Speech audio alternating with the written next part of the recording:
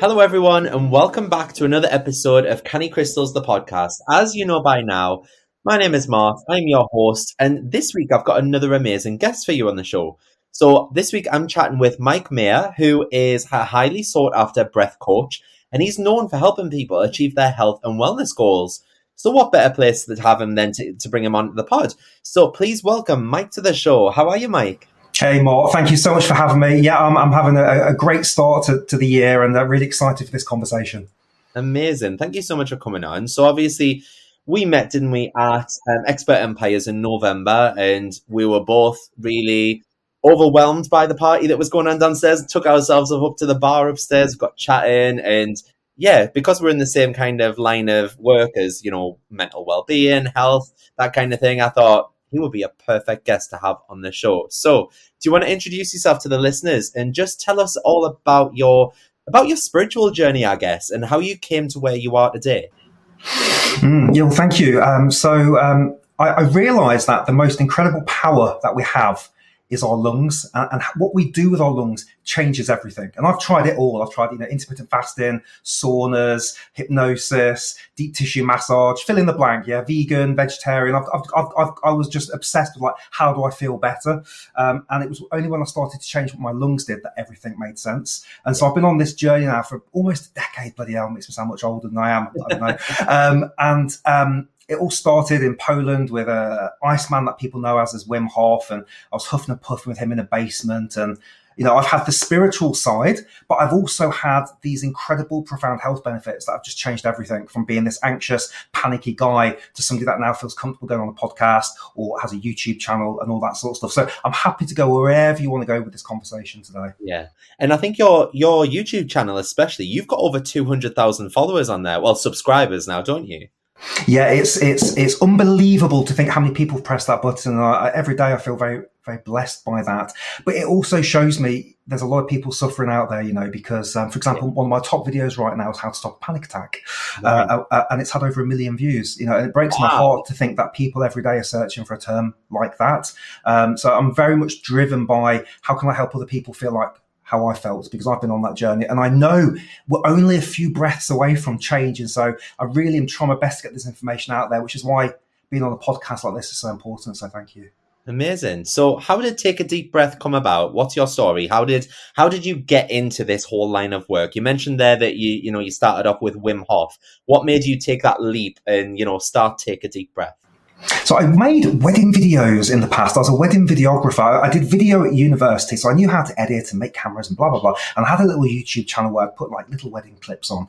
And I was really scared of the cold. I could never get in the water if it was even a little bit warm. I'd be like, oh, and I just thought there's something wrong with me. And so I went through a divorce, and I thought, what? I've got a little bit of time now. I'm going to go and see this crazy Dutch ice guy, and let's see what he can do. Maybe he can fix me getting in the cold water, because I feel like there's something wrong there.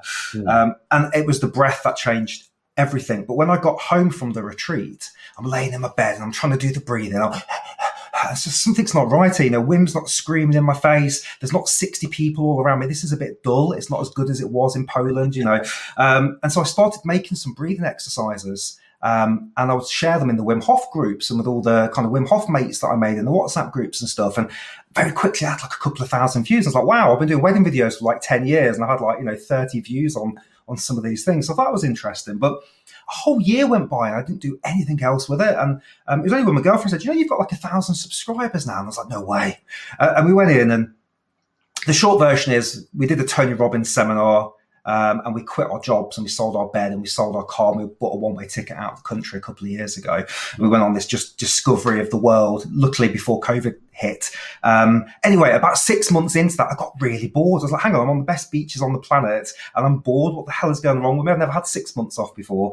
So I started making more breathing exercises again on YouTube, but I was so scared to show my face. I was so scared to put my voice on there. I would hire voice artists and animators, and you'd never know who I was for about three years of that channel. And then for whatever reason, I got back to Poland, which is where my girlfriend's from. I thought, you know what, I'm going to make a video. And if I get loads of hate, it's okay, I can delete it. It's not the end of the world. But let's just see what happens. And I did a video, top 10 facts, I think, about breathing. And it did pretty well. And I was like, okay, people aren't hating me. And then I tried to breathe and exercise, and that did really well as well. And then I started to get just this little bit of confidence up. And it wasn't just one day it changed. It was slowly but surely quitting my job, doing the ice baths with Wim, jumping off a little cliff into the water, abseiling down. So all these little micro commitments I made into just push myself out of my comfort zone just a little bit. Over that time, suddenly I was then the guy that was doing YouTube videos and getting, millions of views on there. So it wasn't one day. It was this thing of slowly but surely. So I'm going to take it right back here to, simpleton explanation. What is breath work? So I want you to tell me, like the different types of breath work, because I've heard of, box breathing and is it Ujjayi breath that we do in yoga sometimes? Like, how do they vary? What kind of benefits can we get from breath work? Oh my God, if I could take breath work and make it into a pill, I would be a billionaire. Forget Pfizer and all these companies, because here's just a little summary of the scientific benefits of breath work. It can help you sleep better. It can reduce stress. It can reduce anxiety. It can get you out of a state of depression. It can help with lower back pain. It can help with irritable bowel syndrome. It can increase focus, concentration. It can improve your heart rate variability, which is the gap between the beats of your heart, and a whole host of other things. And so I can really summarize it into two categories for you. You've got, I breathe more than I need, and I breathe less than I need. And I think that's pretty much breath work summarized. So what that means is you and I are breathing probably, 14 breaths every minute right now, let's say. Now, if I do a Wim Hof or a holotropic or a conscious connected breath, I can go up to 100 breaths per minute. And that's got a whole load of benefits in that. I might have a spiritual experience. I might release some trauma. I might be able to have a huge emotional release in this high section. But if I go down below what we need, like intermittent fasting, I can get down to 1 breath per minute or 0 breaths per minute. I can hold my breath for 3 minutes. So I can slow your breath right down. Now, you can't do either of those forever. So again, it is a bit like overeating or undereating. We can intermittent fast. And when we do that, there's so many benefits there. So box breathing is a wonderful example. Box breathing, it's probably, say 5 breaths per minute, 6 breaths per minute. I get you down from that 15 or 20 down to 5. And when we slow the breath down, we send a signal to the brain. And that signal says, I'm safe, I'm okay, it's all right to relax. When I speed my breath up, I send signals to say, there's a problem out there, there's danger, don't relax, let's energize. And so we can hack both of those. So when we're feeling a little bit low in the morning, maybe we've got a little bit of a touch of depression, or we're just not feeling ourselves, we can use certain breathing techniques to energize ourselves. But what I've seen in my work is the vast majority, including myself, is I need to slow it down. I'm an anxious person, I'm a stressed person. And for me and most of my clients, we need to slow it right down, because that's where the kind of peace and tranquility lies. Definitely. And speaking of stress relief, are there quick breathwork techniques that we can do in our daily lives for, just to get that stress relief or even a bit of energy during the day? You mentioned there about your top video being around panic attacks. What can we do on the spot in our day-to-day lives? I know you're going to say breathe, but what can we do in terms of what techniques can we use in terms of that to get rid of that stress and that anxiety? Yeah, there's a two-pronged approach to this. So number one is, you might have heard of 80-20 principle or Pareto's law. So 80%, and I would even go as far as say 99% is how you're breathing throughout the day and night in exercise. And if we get that right, which is what I work on with my clients, you don't need these little break glass in case of emergency techniques, because your breathing is solid. Now, okay, that takes time, and most people aren't there right now. So what can we do right now? There's a couple of things we can do. Number one, try your best to use the nose. There's a whole thing around mouth versus nose. They're the same hole, right? They do the same thing. Actually, it's not true. Your nose is your first line of defense to your respiratory system. They've shown that people with denser nasal hair have less cases of asthma and irritation. So leave those nasal hairs alone. The nose filters the air, it cools it, it humidifies it, it sterilizes it. It makes it so that every breath you take is more efficient. When we use the mouth, we're creating stress. So the more we can be nasal, the better. And then in terms of a technique, there's so many we can do. Anything that slows your breath down is helpful. My favorite is called sniff, sniff, poo, or the physiological sigh. I'll just take you through. It's dead simple. So you can do this pretty much anywhere. And it's about 60% in through the nose, then about another 10% as a sniff. And then we do a big long ah. So if I just demonstrate it, it sounds and looks like this.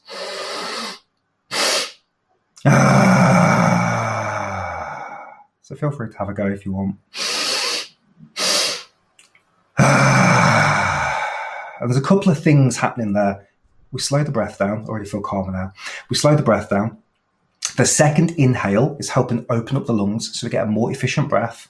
And the sound, the vocal sound, a bit like when people scream into a pillow or they sing or all these things, the vocalization helps us relax and get some of that stress out as well.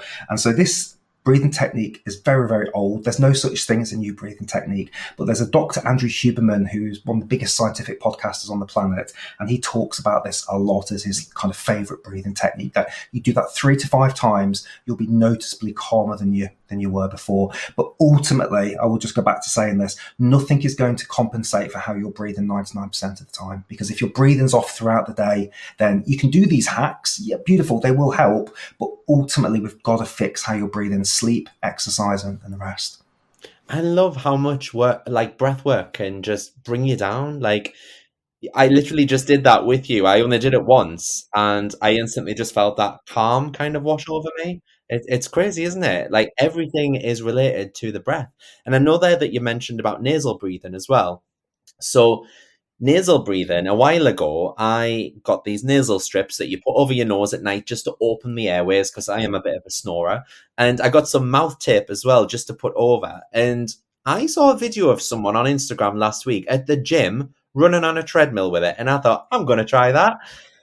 Bad idea. Honestly, I went to the gym. I put this little bit of mouth tape over. Within about 45 seconds, I just had to rip it off because I was like gasping for breath. How can we train ourselves to go through the nose? Is it just a case of doing it over and over again? Yeah, so there's a couple of ways to do this. So I do this. I've got a little gym downstairs, and I put the tape on and the strips, and I'll use it as a reminder to stay nasal. And I've interviewed a number of experts on this now. So I have a podcast all about breath work, and you would think, how many bloody episodes can you do about breathing? Well, we're about to hit 100, and there's no signs of slowing down. The nuance is incredible. But one of the guys is a running expert, and he told me, people get on the treadmill and they're straight away, see people running down the street, and you once you see poor breathing, unfortunately, you see everywhere. It's a little bit of a curse, but nobody really teaches us this in school, and so we just think it's normal to mouth breathe. But when we know that that's actually causing more stress, raising cortisol levels and adrenaline in the body, that's a good habit to catch. But the advice he gave me, which was so useful, was only exercise as fast as your breath will allow. So that means you're going to have to go a bit slower. But if you think about the tortoise and the hare situation, and this is true of UFC fighters and boxers and all sorts of athletes, if we can go to nasal, it's going to slow us down, but we're going to adapt very, very quickly to that, which means we're more efficient, which means we will be able to overtake where we were previously as a mouth breather. But it takes time, and that time varies person to person. So in your case, I'd say just go a little bit slower, maybe turn it down a little bit. The minute you feel that I need to go to mouth, that is the sweet spot. That's the best place to be. It's a bit like picking up a dumbbell in the gym and go, that's almost too heavy for me, but I can do 10 reps. Yeah. That's where you're going to grow the muscle. And it's exactly the same with the breath. If you can find that just slightly uncomfortable spot where it's like, I really want to mouth breathe right now, but I choose not to, you're going to adapt really, really fast to that. If you go to mouth, you undo some of the work again. So that's the advice I'll give. Just slow it down a little bit and just trust that you'll beat your personal best within a period of time. That's enough information that I need to not do CrossFit as much. So yeah, thank you. I'll slow it down. So I know, obviously, Mike, you have your one-to-one coaching, don't you? But you also have an online breathwork course as well. So what are the difference between the two? Obviously, one-to-one is someone working directly with you, but what is the difference? What do you kind of cover in those courses? Yeah, so I've got a 5-week program which I poured my heart and soul into, and this essentially is a video course that anybody can pick up at any stage of their career, breath career, and they can learn the basics right the way through to advanced techniques. And you breathe with me, and I set you. It's built into weekly foundations, and so you go through week 1. I give you some homework to do, and there's some tips, and there's some further learning, and it's all very interactive, and there's lovely little animations. I've had beautiful feedback on that, but the difference between that and what I do with clients is that with the clients, the work is this: it's completely bespoke. So I've got ADHD, I've got dyslexia, I'm all over the place. I use breath work to calm me right down. If I had to do the same thing every day, I'd probably go a little bit nuts. And so I built a package which was very good for clients, but very good for me. So what it looks like is no two people get the same treatment. I typically will run through a number of assessments to work out where's your breathing right now. But not only that, where are you right now, and what have you tried, and where are you trying to get to? So very often people come to me because maybe have problems in the bedroom, they've got a lot of stress, they're shouting at their kids, they're sleepers in the toilet. These tend to be the common things. So I need to know, where's your breathing right now? What are you trying to do? What have you already tried? And then I build a plan around that. And typically it's about 6 weeks. So we meet once a week, and it allows me to pivot as well. So what I love about this work is not only are no two clients the same, no two sessions the same. So it might be that we're trying one technique, because the breathing is actually very bespoke. And in that, I mean, I might try a couple of techniques with you and you might thrive on those techniques, but I might try them with the person that lives next door to you and it just doesn't work. And so my job is to find, based on your physiology, based on your past, based on what you enjoy to do, how can I find the right techniques for you so you never need to buy another breath course again and you have these techniques for the rest of your life. And my goal is always that I want you to fall in love with me so much that you leave me a video testimonial at the end. So my whole goal is just to deliver as much value as possible. But that's the difference. And so often if people work with me one-on-one, they get the video course anyway. Yeah. So what are some of the common issues that come up in those assessments? You know, some of the common issues that you identify with your clients. Is it that, you know, someone once told me that my nose was too narrow to breathe through it properly. I don't know if that's a thing. I don't know if it's to do with lung capacity. What kind of issues do you come up with? Yeah, it could be a thing. Generally, the rule I got from one of the experts I interviewed, Patrick McEwen, he says if you can breathe through your nose for 60 seconds, you can breathe through it for the rest of your life. And he spent 30 years. And so some people really do have nasal issues and they need obstructive nasal surgery. But this, from what I'm gathering, is quite rare. And most of us can fix these things. And so it comes down to a couple of bits, really. Up until about the age of 6 or 7, we're perfect breathers. And if you look at any baby or child, they've got this lovely rhythm going on. Everything's effortless. But then what happens is we go to school, we sit in the desk all day, we impede the diaphragm in this weird seated position. Mm-hmm. Throughout no time in human history, up until very recently, do you sit in the chair. It was either on the floor or you're squatting. So we've made this weird position, which is completely normal now. Sprinkle on a load of stress, put in a bad diet, put in some artificial light, put us in an isolated position away from all of our community. And it's no wonder that the breathing's been affected by this. There's a very simple exercise I do. It doesn't always work, but feel free to try it with me now. You just get your hand out and just picture there's a beautiful lemon in your hand. Mm-hmm. And then you ask the client to squeeze all the juice out. And I go, what's happened to your breath? And they say, oh, I've stopped breathing. I was like, that's just a little bit of tension in your hand. And so when we carry that tension, it affects everything. So the common issues tend to look like this. Most people struggle to take a deep breath. And what that really relates to is often two things. Number one, your rib cage has become a little bit brittle. So the muscles in between the ribs are not as flexible as they should be because we're not doing the right kind of stretches. The other part of that is our diaphragm, one of the biggest muscles in our body, becomes a little bit weak. And so we struggle to draw in the air. And as we get older, we lose what's called vital capacity, which is the ability to take a lot of air in and out. That just drops and drops and drops. So a big problem people have is they can't take a functional, physical, mechanical breath. And in doing so, you are no longer anatomically breathing correctly. You are inefficiently breathing. You engage muscles in your shoulders. You might engage the throat. You end up doing all these things that we would do in a stressful situation. So if a lion or a cheetah or a burglar's trying to get us, we can fill all the way up. You know, we can take these big, huge breaths. We can switch on all the stress responses and we can fight, flight, freeze. We can do all that stuff. You don't want to do that day to day. And years of sitting and not using these breathing muscles properly causes them to atrophy. So that's one part. Mm-hmm. The other part is we're not very good at holding our breath anymore. There were free divers in Greece apparently thousands of years ago that would go down and get fish in the water and they were able to hold their breath for minutes and minutes and minutes. And when I started this journey, I think I had about less than a minute was my breath hold. There was times it was much worse than that. But then through this journey and spending time with free divers and other things, I got to about 3 minutes and 14 seconds. And I know I can beat that. I just need a little bit more time to practice on those. But the incredible thing is your body is really good at responding. So a bit like going to the gym, if you do weight resistance training every day or every other day, you're going to put muscle on. If you practice breathing techniques on a regular basis, you will get better at having the mechanics, but you'll also get better at holding your breath. And just why would the breath hold really even be that important to you and I? Well, it comes back to the bit we were talking about how many breaths you take per minute. Mm-hmm. And so the average is now huge. It's the gap is 12 to 20, which is ridiculous how big that gap is. So if I'm breathing 12 and you're breathing 20, doesn't sound like a lot, but over a decade, that's millions of extra breaths. That's huge. Yeah. So it's a real waste of energy, and nothing tends to be better when it's inefficient. So we need to slow the breath down at sleep, at rest, at exercise, and we need to make the mechanics really nice and flexible. Think more about your rib cage being like a jellyfish than a bird cage. It needs to be really flexible. Yeah. So when we are taking these, say, 20 breaths a minute, obviously that's quite quickly, isn't it? That's like 1 every 3 seconds. Is that due to external factors such as stress and anxiety and, people around us at work? Is that what it's caused by? Is that why we take in like all these short, sharp breaths rather than long, deep breaths flowing?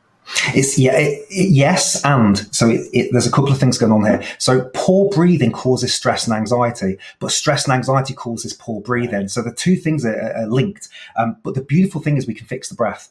And so we can fix the breath, which means we may be able to fix most of that stress and anxiety. There can always be psychological things going on, and that would be for a psychologist to help somebody with. But generally, most people can benefit from improving their breath. In fact, the guy that wrote the best-selling book on breathing called Breath, James Nestor, in the book, he said 90% of people are breathing wrong. 90%. And I interviewed him about 4 weeks ago. He said, I've upped it. It's 95% now. This is based on thousands of studies. We've all got some sort of dysfunctional breathing.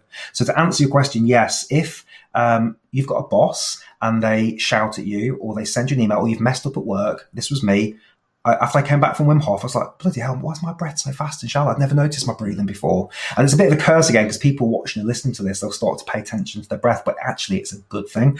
So external stress will absolutely affect your breathing. But this is why breathwork's so freaking cool. I can consciously take care of my breathing. I was a bit nervous before this podcast. I took the dog for a quick walk. I wanted to get some daylight. I took some really nice, big, slow, deep breaths, and I just reset myself and got myself ready to make sure that I was in the best possible state for this. So the beautiful thing about breath work is you don't need Lululemon pants. You don't need to go on top of a mountain. You can do it if you're disabled, if you're sitting in a chair. You can do it in bed. You can do it on the subway. And these are profound science-backed techniques which change everything. So again, I'm not saying forget diet. I'm not saying forget exercise. I'm not saying forget sleep. But I'm saying all of those three things can be improved if we improve our breath. So what are some of the most common misconceptions that people have when they come to you and start with breath work? Because obviously, with me, people come to crystals. What, really? Do people come to you and think the same thing about breath work, as if to say oh, it's just it's just a fad, or it's just something that people are just making up? Yeah, I think by the time they've got to me, they've probably consumed some of my content. So they kind of already know. So by the time they've come to me, their general questions are, how long is it going to take? And I say it's 22 minutes a day. That's it. That's all I need from you. Don't need 4 hours. Is it going to work for me? And that's a big one. It's let's test it. Let's test where you are right now. Let's see your goals. And let's make sure that you've got that. Because if somebody is holding their breath for 7 minutes, which has never happened to me yet, there's probably less I can do with that person. But if somebody's able to hold their breath and walk on the spot for, say, 30 steps, then I know that there's huge gains to be had there. Outside of people coming to me, when I've gone and done corporate events, or maybe people say listen to a podcast that I've been on, or I'm doing a retreat, they'll probably think, breathwork's for hippies, right? It's just for those hippies and tie-dye. And my answer is, it is, yeah. And I love the hippie side of things. And I can get you to a place where you can have a spiritual experience. I can get you to a place where you release emotions, where you feel safe to cry, which we can talk about if you want in a second. But at the same time, breath work is being employed by NASA and Nike now. They're bringing breath coaches in. I spent time in some of the world's biggest insurance companies last year teaching them how to breathe properly. So it used to be reserved for the hippies and yogis. But now I think with the way science is proving breath work can actually affect all of us. And according to Nestor, 95% of us are breathing wrong. I think people's ears are perked up now. They're really curious what breath work can do for them. So in terms of that 22 minutes a day that you said, a lot of people listening to this will be thinking, if 22 minutes can fix my life, why am I not doing it? Why? You know what I mean? Why are people not doing this if that's all it takes, 22 minutes per day? I had a habits expert on the podcast for New Year's. I thought, what a good time to get somebody on the habits, because most of my clients I pre-qualify now. So look, if you're going to work with me, I need those 22 minutes. Otherwise, you're just not going to get the results you're looking for. And I've had clients before go, I can do a minute a day. I was like, it's just not going to be worth your time and money to spend it with me. So the 22 minutes is what I've worked out from all these different sessions. But the reason people don't follow the habits, there's a whole podcast on this that people could listen to. It's fascinating. This behavioral scientist saying there's so many reasons for it, but ultimately we create a lot of barriers in our mind, and so the best advice I've heard from this was Dr. Gina Cleo, but there's also a book called Atomic Habits by James Clear. Start with a minute. Start if you're listening to this now, thinking, well, after this podcast, what can I do? Find a breathing exercise on YouTube and just do. I'm just going to do 60 seconds.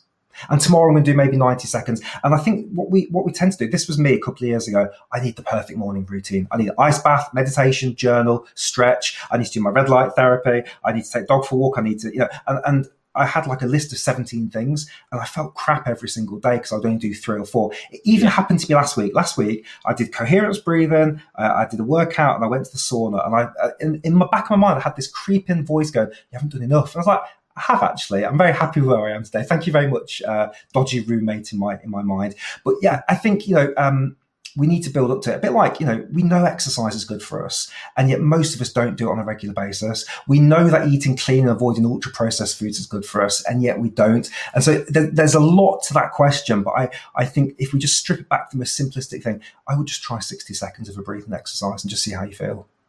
Amazing. So you mentioned there as well, you touched on this about, crying when you release. So I can't remember what it was called now. It was a program with Wim Hof last year. And he basically got all these celebrities to lay down. And as he was telling them, to fully in, breathe out and all this, he started just like walking around the room. And one by one, these people were crying. And when I say crying, I mean full on release. Like full on release. They were bawling their eyes out. And I don't know. I think it's because I haven't experienced it myself, but how can breath work release such tension and angst in the body like that and put someone to the point of physically bawling their eyes out with tears? Yeah. Well, I'd love to take you through a session another time if you're up for it. So we can spend a couple of hours and I'll take you through. So my first session was in the basement with Wim. This was back in 2016, and I'd never really done any breath work, just box breathing. I think that's the only thing I played with, and I had the same thing. I burst into tears, and then another day, I think a day later, I was having these visions, these visual visions, like I'd taken some sort of ayahuasca or something. So there's a number of theories, and nobody actually knows the reason why, but there's a number of theories about what's going on when these deep breathing exercises do this. I did a rebirthing session 2 years ago in hot water with a professional where I was being protected. And I went through a full rebirthing situation where I thought I was a baby again. I was reborn. I was having a baby of my own in 3 months after this was due. So I wanted to go through this process. I ended up crying for about 4 hours. It was a very cathartic experience and took me a number of weeks to pull myself back together again. So it was quite profound. So when we breathe deeply, there's a number of things happening here. Some traditions will say we store trauma in the body. We store trauma in the tissue, the issues in the tissue. When we breathe a more rapid response, the left part of our brain, the chattery, dodgy roommate that's analysing everything, the volume gets turned down. And as the volume gets turned down, the right side, the more intuitive side, can finally speak. And in that right side, the subconscious side, we might have been holding on to so many different things. And so all of these different things mean that we can actually get into our heart, get into our body and actually feel it. And so one of the techniques I teach is called vivation. And this is a conscious connected breathing technique where we're breathing fully in. There's a couple of different rates to it, and we're just letting go on the exhale. Bit similar to Wim Hof, but no breath holds. And we focus purely on the body. And the body, we call it body wisdom. It's always focusing on what's the emotion, what's the thing that we're trying to release here. And I just did 10 days of this in the US last year. Very, very profound. And the difference with vivation and say rebirthing, with the vivation, I get you to stay with your body. Yeah. With rebirthing, this is just my experience. I'm not a rebirthing professional. I found that with rebirthing, I just shot off into the stratosphere somewhere. I was off in the galaxy. I was experiencing colours and lights, and it was all wonderful. But when I eventually came back down again, nothing truly changed for me. But with this vivation, this one that I think it's the second oldest breath modality in the West, and I think it was 78, I think it was founded. And the guy came back from India and built this tradition up. This one means you stay with the body, because the body's like, we're in the mind all the time. We're thinking all these different things, and I've got this podcast to do. I need to say the right thing here, and I need to think about what's next. And I've got to have dinner at 6:00. Yeah. But there's a body here, and we live a body experience, an embodied experience, and we tend to ignore the body. And so this sounds crazy, but I actually became very detached from feelings, unless they were really negative. Unless I was really stressed or really angry, I would feel that. But apart from that, I'd lost sense of some of my more subtle feelings. And so this conscious connected breathing techniques just helped me tune back into that a little bit. For example, now I've got a 1-year-old, and he doesn't like to sleep sometimes in the middle of the night. And so I've got a bad back now as well from having this beautiful little bundle. So I'm rocking him to sleep, and he doesn't want to sleep sometimes. And I was getting a little bit impatient about this. I need to get to sleep. I've got a big day at work tomorrow, all these different things. But now I've applied some of these vibration techniques. I will now say things to myself such as, enjoy this moment as much as possible. I'll inhale through the strongest feeling. I'll relax on the exhale, and I'll use vibration to get myself through it. And it's transformed that 4 a.m. frenzied, stressful period into, how lucky am I to have these moments with my son that I'll probably never have, in a few months' time. They'll be gone forever. So it's a big one, the whole emotional release. And I would say to people, if you're thinking about doing it, I would pick a professional rather than just sit in your bedroom and do it by yourself, because it can be a little unnerving, and you may end up crying for a couple of hours. And I will say this, the body, if it was going to kill you, it would have killed you already. This is what we say in Vivation. The body will give you exactly what you can handle. It's already there, but it's useful to have a professional take you through it. Absolutely. I love that. And I love that tip as well about your little boy through the night as well, because I'm 4 days into this, 4 days, and I've had about, I'd say maybe 3 or 4 hours sleep in the last 72 hours. It's a lot, and it is very intense. And they say that babies can pick up on that tenseness and that anxiety. So you're trying to remain calm, but at the same time, I could probably feel my breathing getting, heavier and heavier, thinking, oh my God, I've got all this work to do tomorrow. I've got podcast recordings coming out of my backside. That's the whole reason I'm not recording this one visually, because my eye bags are horrific. So thank you for that tip. Tonight, when he wakes me up for a feed at silly o'clock, I'm going to try and do that and see what kind of difference that makes. So thank you. Yeah. Sorry. No, I was just going to say, there's a coherence breathing track on my YouTube channel. It's 8 hours long. I made it for myself, so I can put it on at night time. It's known as the perfect breath. And it was just featured on the Andrew Huberman podcast. There's a guy called Rick Rubin, who is the producer for Gaga, Eminem, Beastie Boys, Metallica, Johnny Cash. This guy's done all this work for them. And he's been using my breathing technique to improve his heart rate variability. So he went on there and talked, which was freaking amazing. But this breathing technique, I do this with my son a lot, because there's this thing called co-regulation, and you've just mentioned it perfectly there. When we're in a stressed state, we pass it on to other people. When we're in a positive state, we can pass it on as well. The heart rate, there's a magnetic, this is science, this isn't woo-woo, they can detect, I think, 2.5 meters away from the body now, that what the heart's doing. And so if we're in a stress response and we're holding a baby or something, that can be transferred. But if you do this coherence breathing technique, you're going to be in a much more relaxed state, and it's dead easy to do, and it's the simplest breathing technique, and it's free. So people can just play with that. Amazing. I'll put the link to that in the show notes as well, in case other people want to listen to that. Obviously, I'll be linking your whole YouTube, but that one specifically as well. So in terms of breath work and how we integrate it into our everyday lives, obviously people do, wellness practices like yoga or meditation.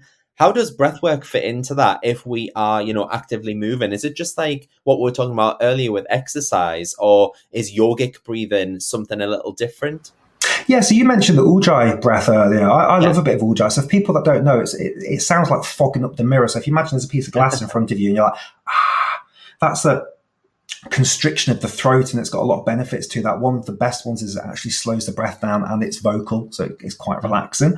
And so there's loads of pranayamas. I'm definitely not a pranayama expert, but what I would say again is, for me, with my thesis on all this, it comes back to, let's get your breathing perfect. So let's get it to the point where you're breathing really slow and nasal and deep and rhythmic, and you've got an expansive rib cage.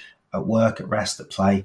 And then you can play with all these beautiful breathing techniques that are out there. The Wim Hofs and all these wonderful techniques that are, all available on YouTube are really powerful. But my whole thing when I'm working with clients is let's get your foundation right first. So let's get it so you can hold your breath for a couple of minutes. Let's get it so that you can. We get a tape measure out and we measure the rib cage, and we want ideally around 10 centimeters difference between your inhale and exhale on your ribs. So we look at all these different things. I've got all these little gadgets and gizmos I use with people, but essentially we get your breathing into a really good space, and then just have at it. Just go crazy with these breathing techniques, all these sexy ones that are out there. But if you're just getting started right now, I would focus on coherence breathing. It's probably the best breath work out there. I don't know of another breathing technique that has as many benefits as this. It's the easiest, safest, simplest breathing technique. It showed up in the Lord's Prayer. It showed up in Islam. It showed up in, I think, Buddhist teachings. And there's even a rumor. My friend Tom Granger told me that maybe we used to breathe at this rate around 5.5 breaths per minute. So if you think about the 15 or 20 we're at right now, there is evidence to show every decade we're getting quicker and quicker and quicker. So if maybe we jump back a couple of thousand years ago, maybe we were breathing a lot slower at this cadence, at this rate. So the other way to incorporate breath work in your day is just keep your mouth closed as much as possible. I like to say, shut your mouth. If we can just shut our mouth a little bit, at exercise, at the desk, and with stretching, that's the other one as well. So any sort of basic stretch / yoga routine, if you can incorporate some deep breathing in there, it's going to make a big difference. I love that. I'm going to give that coherent breathing a bash tonight, definitely. So, Mike, where do you see breathwork going in the future? Like, where do you see all of this leading to? I'm very nervous about this. I think it's going to go. It's going to go in two directions. I think there will still be a place for breath coaches, human beings, but what I'm seeing in the AI space right now is exciting and terrifying. So there's an app that's still in beta. I don't think you can download it yet, but I met with an owner of it a little while ago, and he was saying that he can film your breathing on the app. Your phone is watching where the breath is, and then it's recommending different breathing techniques. There's another guy that I spoke to who's all about like the wearables, and so you get home and your breathing's off, and so the incense kicks in, the lavender, the lights go down nice and red, your favorite music track kicks in. The music track's also got a breathing technique built into it. You lay in your chair and you touch your grounding mat, and so I think that technology is going to play a huge role, because actually there's a lot I can do with you, but I don't have your chemistry. I don't have your data. And so I feel like it'll be interesting to see where all of this goes in the future. I've just seen the Apple Vision Pro headset being advertised. They've got a big breathing bubble inside of it, and you go in and you're actually within the bubble. That looks pretty epic as well. But I do feel that there will be an element of people that just want people, and I hope that stays true. My favorite work is festivals. It's doing retreats. It's being with human beings. A lot of work I do is on Zoom, but whenever I get to get outside in the real world and actually meet people, that's where the real magic is, I think. And this co-regulation I spoke to you about earlier, that happens, at the Wim Hof retreat, we were all crying. There was I just touched on this very quickly. There was a moment about day 3 or 4 where there was a guy who's, I think his best friend had killed himself, and I think his dad had killed himself a few months before. And none of us had cried like this before, but he just started wailing. And then we all started crying. I think there was 60 of us in the class. We were all crying, and we ended up just like hugging him. And I was like, wow, I didn't even know these people like 3 or 4 days ago. And so there was this connected, I don't know what you call it, energy, feeling, vibration, co-regulation that happened there. So again, if people are listening to this and they've got the means to do so, try and get on a breath retreat or a yoga retreat or a festival where you can be with other people, because don't get me wrong, it's beautiful on the internet, but actually nothing's ever going to compare to being around other people. No, I totally agree. I think one of the best experiences I had last year was when I went to Happy Place Festival, which is Fern Cotton's Wellbeing Festival, and just being around that many people doing breathwork, meditation, visualization, EFT, all of the above. Seriously, it was just so, I don't know, it just felt like such an overwhelming sense of calm and that inner peace. And it's a really hard way to describe it, because I just felt like I came away from it and it was just so wholesome, and I just felt like so at peace and at ease. And yeah, I definitely say get yourself to a festival. So Where do you see yourself in 5 years' time, personally? Like, what's your goals and dreams for the future of Take a Deep Breath? I would love a retreat centre. That's what I'm working to Oh, at the minute. So I'm not sure where. Maybe in Spain or Poland or somewhere. Maybe with a bit of sunshine. Um, uh, it uh, always helps, doesn't it it? would be nice, or maybe it'll be Wales or north of England. But I just love this idea of having a really beautiful wellness place where people come to me, and the food's beautiful and healthy, and there's a really nice breathwork studio. Maybe we've got ice baths. Maybe there's a deprivation tanks. I've done a lot of sensory deprivation work. Maybe there's dark retreats. So just this idea of how lucky is that, right? To live in a wellness place, that's freaking incredible. Yeah. So that this is what me and my partner and my son are working towards. Is how can we make that happen over the next sort of 5 or 10 years? And you've just mentioned there quickly about sensory deprivation. So, what's your thoughts and opinions on that? Because it quietens my mind something crazy, and I absolutely love it. But my nearest sensory deprivation tank centre place has shut down during the pandemic.